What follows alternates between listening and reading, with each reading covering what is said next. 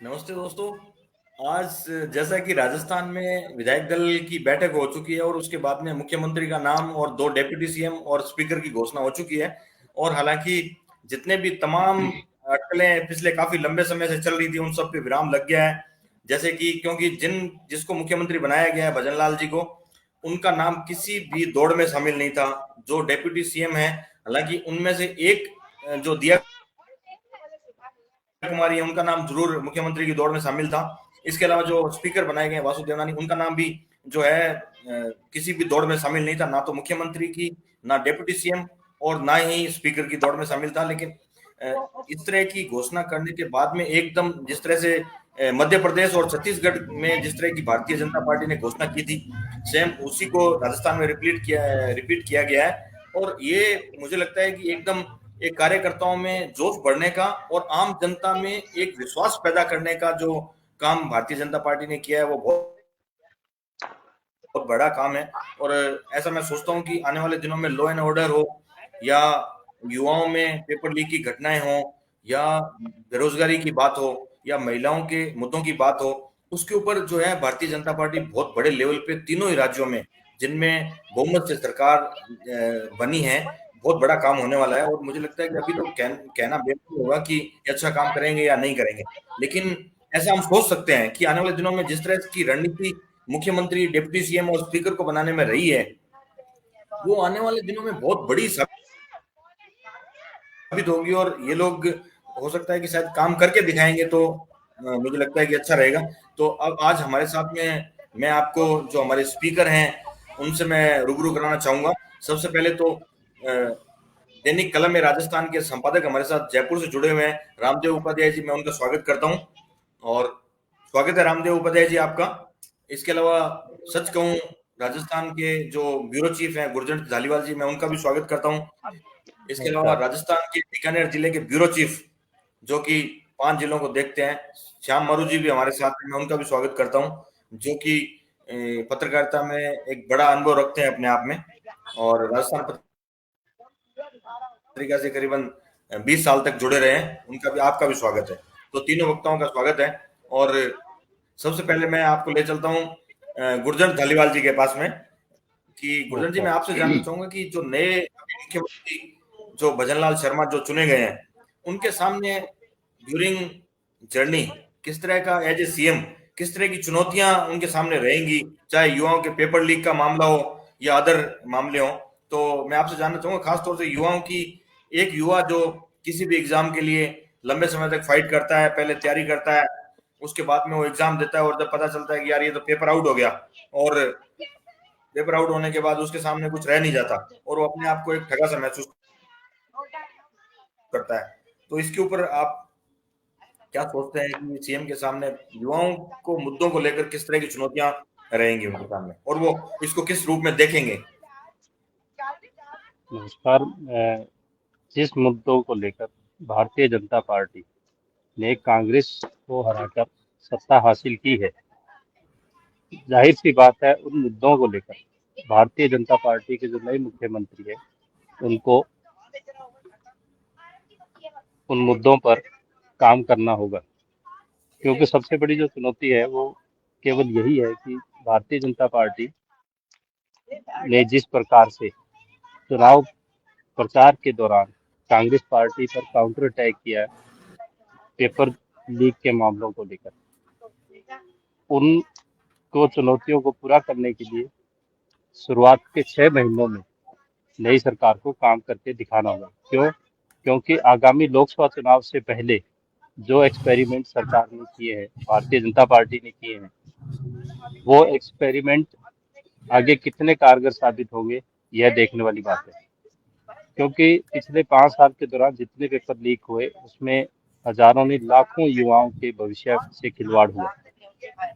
अब युवाओं ने भी भारतीय जनता पार्टी को पूरे बहुमत के साथ सत्ता दिलाई है, और उसके आधार पर भारतीय जनता पार्टी से उम्मीद की जा रही है कि वो इस प्रदेश के सबसे बड़े मुद्दे पेपर लीक को आने वाले टाइम में कानून व्यवस्था में बदलाव करके या आरपीएससी में कुछ बदलाव करके, कोई कानून में संशोधन करके उनको आगामी जो पेपर होने वाले हैं, एग्जाम्स होने वाले हैं, उनमें पेपर लीक की समस्या न हो।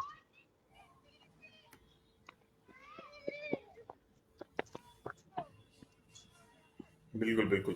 तो गुरजन जी, कहीं न कहीं लगता है कि पहले की जो सरकारें रही हैं और एक पेपर लीक हो जाना और उसके बाद में जो है युवाओं के ऊपर, क्योंकि एक युवा अगर किसी एग्ज़ाम की तैयारी करता है लंबे समय तक और उसके बाद में जब उसको पता लगता है कि यार जो रिज़ल्ट आने से पहले तो पेपर आउट हो चुका है, तो किस तरह का माहौल रहता है? और ये जो नए सीएम जो बन के आए हैं, क्योंकि एकदम पहली बार विधायक बने हैं और इनके सामने मुझे लगता है कि बहुत बड़ी चुनौती, एक ये भी, जिस तरह का आपने वर्णन किया कि पेपर लीक एक बड़ी घटना या बड़ा एक मुद्दा इनके सामने हो सकता है, तो वो कैसे इसको देखेंगे?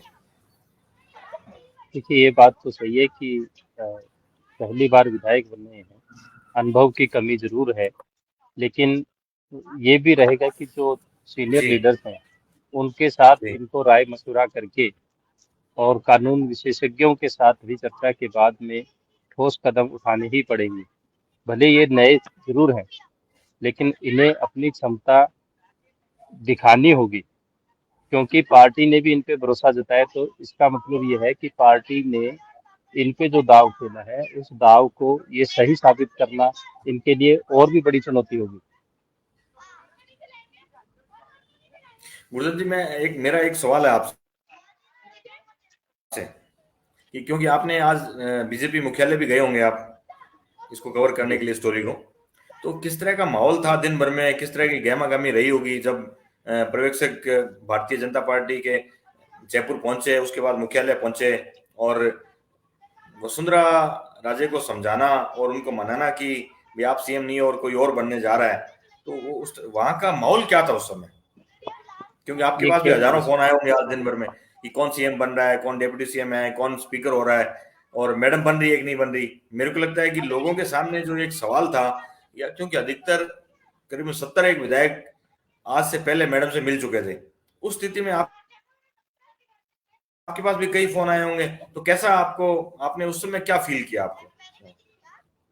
नहीं, ये बात ठीक है कि जब कोई सीनियर लीडर, जो कि प्रमुख दावेदारों में से एक है, जिनके साथ माना ये जा रहा था कि विधायक भी बड़ी संख्या में उनको समर्थन में हैं और खुलकर कुछ विधायक बोलते भी रहे हैं, कालीचरण सराफ जैसे विधायक है, वो बोलते भी रहे हैं कि मुख्यमंत्री के रूप में केवल वसुंधरा राजे ही होनी चाहिए।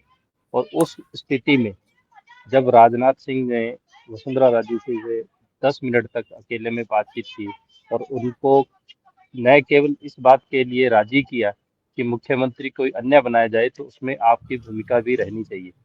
और उसमें सबसे बड़ी भूमिका यही रही कि मुख्यमंत्री की दावेदार वसुंधरा राजे को मनाकर राजनाथ सिंह ने उन्हीं के मुख से प्रस्ताव भी रखवा दिया भजनलाल शर्मा के समर्थन में।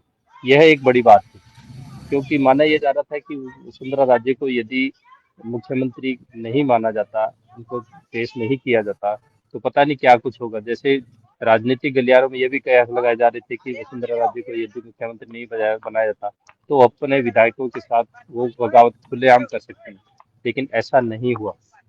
सिर्फ इसका कारण यही है कि जो भाजपा का शीर्ष नेतृत्व है, उन्होंने वसुंधरा राजे को कहीं ना कहीं अपने बातों से या उनके जो उज्जवल भविष्य को लेकर जो उनसे चर्चा की है, उस कमिटमेंट को पूरा करने का ठोस वादा किया होगा।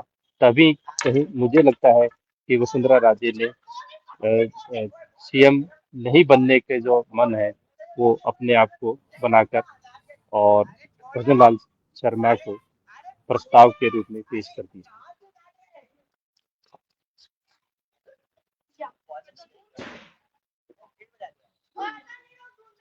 यार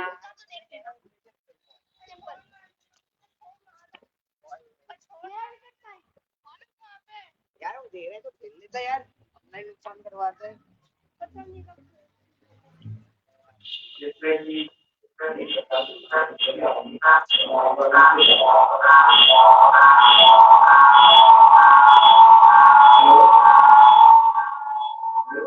बोले,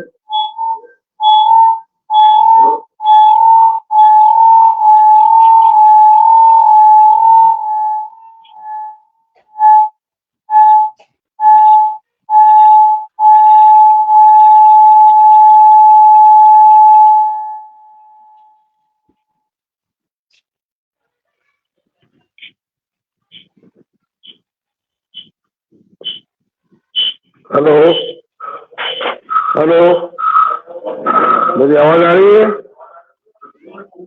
हेलो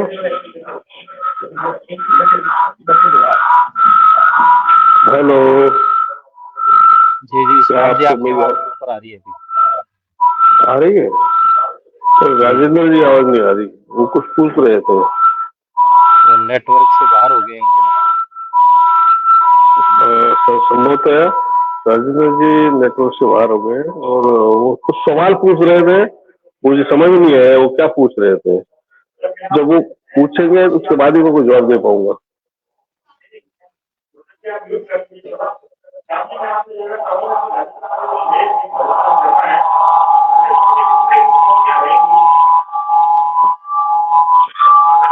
जी आपको मेरी आवाज आ रही है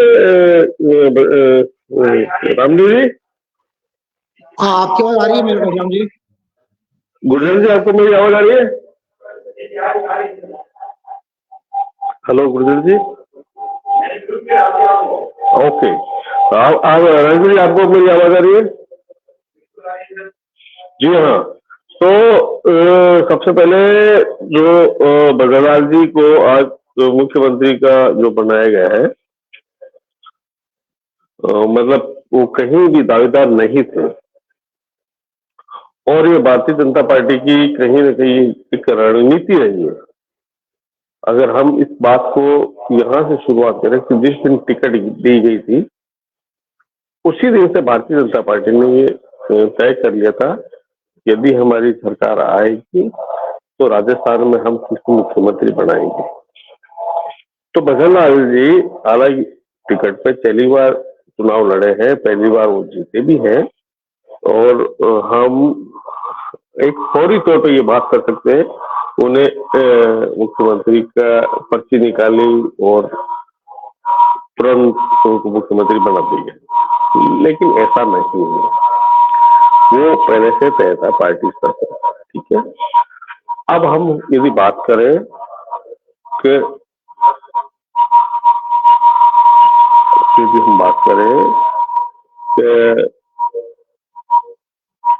ताजा परिस्थितियों में जो सरकार बनी है उसके सामने क्या क्या चुनौतियां होंगी। मैं ये मानता हूं सबसे पहले सबसे बड़ी सबसे विशालकाय जो चुनौती है वो है राजस्थान में लॉ एंड ऑर्डर का कायम रखना। हाल ही में सुखदेव सिंह गोगाबेड़ी की जिस प्रकार से हत्या हुई, या हम जो पिछले जो कार्यकाल में पिछले 5 साल की यदि हम बात करें तो जो कांड हुए, चाहे वो खजुआला में किसी के साथ में बर्बरता हुई, चाहे किसी बच्ची को भट्टी में जला करके मार दिया गया हो, या किसी चलती बस में युवती के साथ में रेप किया गया। मेरा यह मानना है, ये मेरा व्यक्तिगत मानना है कि राजस्थान में आज जो सबसे प्रमुख जरूरत है वो है कानून और व्यवस्था को कायम करने की। यदि कानून और व्यवस्था कायम होगी तो आम जन में ये विश्वास बढ़ेगा। भारतीय जनता पार्टी की 115 जो सीट आई है, जो जनता ने, यूं कहे राजस्थान की जनता ने जो मैंडेट दिया है, जो सरकार को अपना समर्थन दिया है, कांग्रेस सरकार की विभिन्न कल्याणकारी योजनाओं के बावजूद यदि भारतीय जनता पार्टी पर विश्वास किया है तो कहीं न कहीं ये सिर्फ और सिर्फ कानून और व्यवस्था के बारे में किया है। कांग्रेस की सरकार यदि हम इस प्रकार से कहें कि पूरी तरीके से कानून और व्यवस्था को संभालने में विफल रही है तो कोई अतिशयोक्ति नहीं होगी। तो हम ये मानते हैं कि जो वर्तमान सरकार बघेललाल सरकार के पास में जो सबसे प्रमुख जरूरत होगी वह होगी कानून और व्यवस्था को कायम करने की। हालांकि जिस प्रकार से गुरजन जी ने कहा कि पेपर लीक के बारे में भी उनको कंट्रोल करने की जरूरत है और उनको विभिन्न बेरोजगारों के बारे में भी ध्यान बढ़ने की जरूरत है, लेकिन राजेंद्र जी ने जिस प्रकार से ये परिचर्चा शुरू की है, इस परिचर्चा का जो मुझे ऐसा लगता है कि कहीं न कहीं कानून व्यवस्था को सर्वोपरि रखा जाना चाहिए। सुखदेव सिंह गोगावड़ी को लेकर के जिस प्रकार से घटनाक्रम हुआ, हालांकि मैं बधाई दूंगा राजस्थान की पुलिस को, जिसने लगभग 70-72 घंटों के भीतर भीतर चंडीगढ़ से उन लोगों को पकड़ लिया। लेकिन ये बड़ी बात यह है कि एक व्यक्ति की घर में घुस करके हत्या कर दी जाती है और वो हत्या मतलब इस बात को इंगित करती है कि दूसरे अपराधियों के हौसले बुलंद होंगे, मतलब आप घर में भी सुरक्षित नहीं है। ये बड़ी बात है साहब।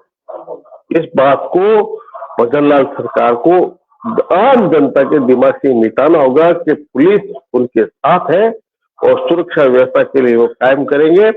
हालांकि मैं फिर एक बार बधाई दूंगा राजस्थान पुलिस को कि जिन्होंने 72 घंटे के अंदर गिरफ्तार तो किया, लेकिन कहीं न कहीं जब आप किसी को घर में घुसकर मार देते हो, जब आप बाहर सड़क पे चलती की स्कूटी सवार पे फायर करते हो, तो ये संदेश कहीं न कहीं जाता है कि अपराधी बेखौफ है और खुलेआम है। इसलिए मेरा ये मानना है, व्यक्तिगत मानना है, इस राजस्थान में सबसे पहली जरूरत है कानून और व्यवस्था को पटरी पे लाने। राजेंद्र जी बिल्कुल बिल्कुल सर, आपने काफी चुनौती भी कह सकते हैं और एक जो सरकार आ रही है अभी उसके एक बड़ी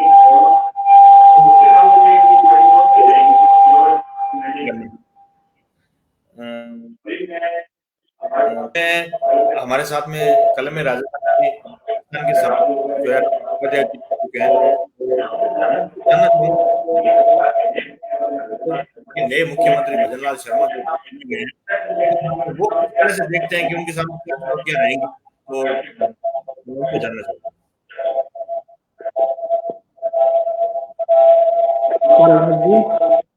देखिए, आज जो मुख्यमंत्री की घोषणा हुई है, अचानक जिस तरह माहौल बना है, 16 नाम आ रहे थे, ये मुख्यमंत्री नया नाम आया है, पहली बार विधायक, इससे पहले संगठन में विभिन्न पदों में रह चुके हैं भजनलाल शर्मा, अभी संगठन प्रदेश महामंत्री हैं। अभी इनके सामने जो चुनौतियां हैं, वो चुनौतियां ये है कि जो महंगाई चल रहा है, गैस सिलेंडर के भाव बढ़े हुए हैं, समाज के अंदर कांग्रेस के खिलाफ जो असंतुष्टि थी उसको सही करने के लिए भजनलाल जी को मुख्यमंत्री पद पर आने के लिए अंगारों पर चल के आगे चलना पड़ेगा और समाज के अंदर वो विश्वास लाना पड़ेगा जनता के अंदर कि केंद्र ने और समाज ने जो वोट देके इनको मनाया है, सपोर्ट दिया है, उसके ऊपर खरे उतरे। वो जो राजस्थान के माहौल चल रहे हैं अभी, वो जात पात में बंटना और जिस तरह के ये वोट नहीं चल रहे हैं, माहौल को खराब कर रही है कांग्रेस सरकार, खराब कर गई है, उनको सही करना।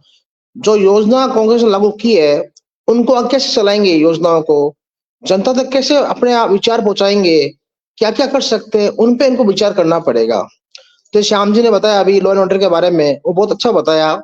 अभी राजस्थान के अंदर ऐसा माहौल चल रहा है कि हर आदमी घबरा रहा है कि रात को बाहर जाऊं नहीं जाऊं, घर में सेफ हूं कि नहीं हूं। हम घर में भी सेफ नहीं है अपने। जो पेट्रोल के भाव बढ़े हुए हैं राजस्थान के अंदर, पास के जिले जैसे हरियाणा या यूपी तेल की रेट कम चल रही है, इसके ऊपर वो विचार करना उनको चाहिए मुख्यमंत्री बनने के बाद, शपथ लेने के बाद में। जो हमारे यहाँ पर गायों की हालत हुई है उस पर विचार करना चाहिए इनको। जो नीचे तबके के लोग हैं, गरीब तबके, उनके पे ध्यान करना चाहिए। मेडिकल सुधार और होना चाहिए जो नहीं है अभी तक। जो ये भोजनशाला चल रही है 8 रुपए वाली, उसको भी सुधार की जरूरत है इनको। रामदेव जी, मेरा एक सवाल है आपसे कि जिस तरह से, क्योंकि भजनलाल जी एकदम नया अननोन नेम था आम जनता के लिए भी और मीडिया के लिए भी, क्योंकि इनको पहली बार इन्होंने चुनाव लड़ा और चुनाव जीत गए, तो कहीं न कहीं इनके सामने, क्योंकि राजस्थान का लॉ एंड ऑर्डर है, इसके अलावा युवाओं के मुद्दे हैं, महिलाओं के मुद्दे हैं और क्राइम एक बड़ा मुद्दा उभर के आ रहा है सामने, और क्योंकि मुझे लगता है कि राजस्थान में जिस तरह से पिछले 5 साल में क्राइम बढ़ा है, बेरोजगारी का रेट बढ़ा है, राजस्थान का जो ग्रोथ रेट है डेवलपमेंट की अगर हम बात करें तो उसमें काफी कमी आई है। तो ये भजनलाल जी इसको कहाँ तक पाट पाएंगे या इसको कहाँ आगे लेके जा पाएंगे, उस क्या सोचते हैं आप इसको? देखिए रंजन जी, ये जो बीजेपी सरकार चलती है ना, ये कोई व्यक्ति का नहीं चलती, आदमी के ऊपर नहीं चलती। दूसरा, इनकी पूरी टीम काम करती है। कांग्रेस सरकार में क्या था कि गहलोत चला रहा है खाली सरकार, उनमें सिर्फ गहलोत का नाम था और किसी पार्टी का नाम नहीं था। इसके अंदर भजनलाल जी का नाम नहीं रहेगा। भाजपा काम कर रही है। भाजपा की मुख्यमंत्री के अलावा जितने मंत्री बनेंगे ये सभी काम करेंगे और निश्चित ही मुझे लग रहा है कि इनमें जो नए विधायक आए हैं, एक्टिव विधायक है, समाज से निकले हुए हैं, सामान्य परिवार से जुड़े हुए आदमी हैं और कुछ तो पहली बार ही आए हैं एमएलए बन के। तो मुझे लगता है कि ये जो जनता के विश्वास पे खरे उतरेंगे इस बार। और रही लॉ एंड ऑर्डर की बात, तो इन भजनलाल जी ने पहले संगठन में काम किया हुआ है, तो इन्हें नॉलेज है कि कब क्या करना चाहिए। बिल्कुल बिल्कुल। तो हमारे साथ अन्य भी सहयोगी साथ में है, मैं उनसे पूछना चाहूंगी अगर वो रामदेव जी से अगर कोई या गुरजन जी से कोई सवाल करना चाहे तो आप डायरेक्ट कर सकते हैं। नहीं, मुझे लगता है ये जो चर्चा हुई है पूरी सार्थक हो चुकी है, क्योंकि गुरजन जी ने अलग तरह के मुद्दे उठाए और रामदेव जी ने बहुत सही सटीक शब्दों में अपनी बात रखी है। तो मुझे लगता है कि आज की इस परिचर्चा में तो लगभग पर्याप्त हो चुकी है बातचीत। और उसके बावजूद किसी का अगर कोई सवाल उठाना चाहते तो मेरी तरफ से कोई सवाल नहीं है। नहीं, मुझे लगता है कि रामदेव जी अनम्यूट, रामदेव जी आप कुछ सवाल पूछना चाहेंगे क्योंकि हमारे साथ में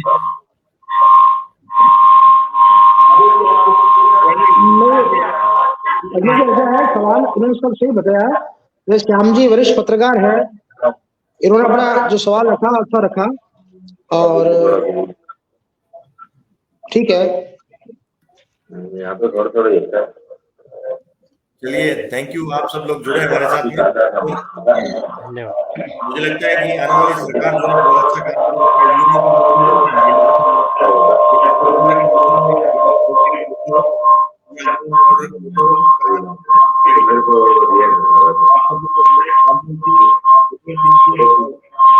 आपका पैदल से और ये इस तरह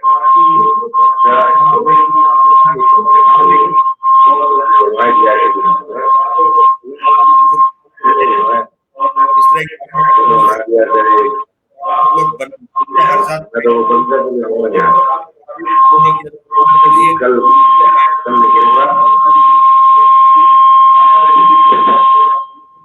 आप सब थैंक यू, जय हिंद, जय भारत।